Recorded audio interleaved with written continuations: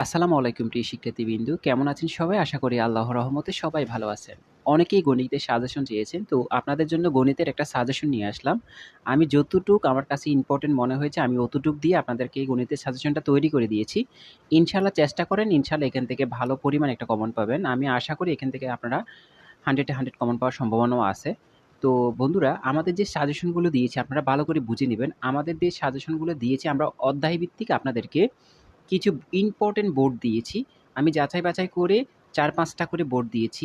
এই যে বোর্ডের অঙ্কগুলো আছে সরাসরি রিপিট না করলেও সেম এই রকমের অঙ্ক আপনাদের পরীক্ষার মধ্যে আসবে। আমার কথা হয়তো বুঝতে পেরেছেন যে আপনারা শুধু এই অঙ্কগুলো বারবার রিপিট করবেন, বারবার করবেন। করার পর আপনারা এই যে অঙ্কের যে নিয়মটা আছে, নিয়মটা শিখে নিবেন। কোনো কারণে যদি এই অঙ্কগুলোর সেম রিপিট না করে, এই নিয়মগুলো থেকে অঙ্কগুলো রিপিট করবে। আপনারা হয়তো জানেন যে বিগত বছরে আপনি যতই অঙ্ক করেন, বিগত বছরের বোর্ডগুলা যতই করে ফেলেন, বিগত বছরের বোর্ডগুলো কিন্তু সরাসরি রিপিট করে না। কিন্তু একটু চেঞ্জ করে দেয়, তবে নিয়ম আগেরগুলোই থাকে। তাই আপনারা এই গুরুত্ব সহকারে এই বোর্ডগুলো শেষ করুন। কারণ শেষ মুহূর্তে আপনাদেরকে আমরা এত মহামারী একটা সাজেশন দিয়ে আপনাদেরকে সময় নষ্ট করতে চাই না। ছোটখাটো একটা সাজেশন দিলাম। আমি যতটুকু পড়াচ্ছি, আমি তো বেস্ট পড়াচ্ছি। আমি আমার স্টুডেন্টকে যা দিচ্ছি ঠিক আপনাদেরকে কাছেও তা শেয়ার করতেছি। ইনশাআল্লাহ আপনারা যদি এগুলো ভালো করে করতে পারেন, আপনারা গণিতের জন্য আর কোনো টেনশন করার দরকার নাই। আর গণিতে পাস করার কি একটা কৌশল আছে, সেই কৌশল নিয়ে আমরা একটা ভিডিও আপনাদের আপলোড করব। ইনশাআল্লাহ আমরা ওই ভিডিওটা ভালো করে দেখবেন। যারা দুর্বল আছেন অবশ্যই তাদের জন্য এই ভিডিওটা খুবই গুরুত্বপূর্ণ। অবশ্যই দেখবেন। দেখলে আপনারা ইনশাআল্লাহ আপনারা সবাই পাস করতে পারবেন। আপাতত এই সাজেশনগুলো করে ফেলুন। একটু সময় নষ্ট করবেন না। কোনো দিকে দৌড়াদৌড়ি করবেন না। কোনো সাজেশন কারো কাছ থেকে সাজেশন খুঁজে আনার দরকার নাই। আমি আপনাদেরকে যতটুকু দিয়েছি অন্তত আমার উপর বিশ্বাস করে আপনারা এই সাজেশনগুলো ভালো করে শেষ করুন। ইনশাআল্লাহ এখান থেকে আপনারা হিউজ পরিমাণ কমন পাবেন। যদি আল্লাহ চায় এখান থেকে যেভাবে আসে ওইভাবে আপনারা রিপিট পাবেন। তো আশা করি আপনারা বুঝতে পেরেছেন। ইনশাআল্লাহ করার চেষ্টা করুন। চলুন আমরা মোবাইলের স্ক্রিনে চলে যাই।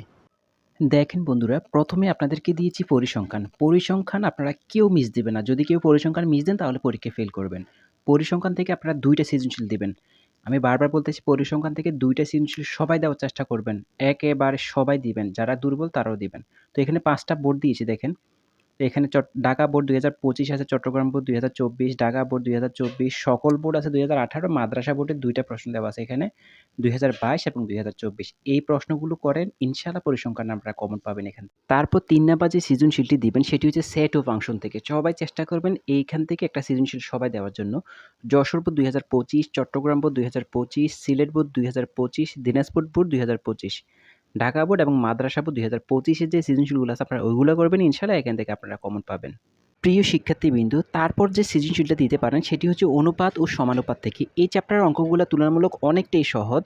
আপনারা চাইলে এই চ্যাপ্টার থেকে আপনারা একটা সৃজনশীল দিতে পারেন। এখানে আমরা ৫ টা বোর্ড দিয়েছি। এই ৫ টা বোর্ড করেন ইনশাআল্লাহ এখান থেকে আপনারা সরাসরি কমন পাবেন। আমি আপনাদেরকে আবারও রিকোয়েস্ট করতেছি পরিসংখ্যানের ২ টা সৃজনশীল থেকে অবশ্যই আপনারা ২ টা সৃজনশীল সবাই দিবেন। কারণ ২ টা সৃজনশীলই দিতে পারবেন। কেউ মিস করবেন না। বারবার বলতেছি কেউ মিস করবেন না। তারপরে আমরা যদি দেই ব্যবহারিক জ্যামিতিটা দিতে পারি। এটা হচ্ছে আমাদের সম্পাদ্য। তো ব্যবহারিক জ্যামিতিটা একেবারে কমন পড়বে। একেবারে 100% এটা কমন পড়ে সবসময়। আর এগুলো মেইন বই টপিক ধরে করে। তো এখানে বরিশাল বোর্ড আছে ২৫ এর, সিলেট বোর্ড ২৫, ঢাকা বোর্ড ২৪, দাখিল বোর্ড আছে ২০২৫, মাদ্রাসা তারপরে ময়মনসিংহ বোর্ড আছে ওইটা করে নিবেন। তারপরে আপনারা দিতে পারেন বীজগণিতের রাশি। আর তুলনামূলক বীজগণিতের রাশির প্রশ্নগুলো বর্তমানে একটু কঠিন করতেছে। তারপরেও যাদের কাছে সহজ লাগে অবশ্যই আপনারা চেষ্টা করতে পারেন এই বোর্ডগুলো অন্তত করেন। এই বোর্ডগুলো করতে পারলে ইনশাআল্লাহ ভালো একটা ফলাফল করতে পারেন। বিশেষ করে মাদ্রাসা বোর্ডগুলো একটু করবেন।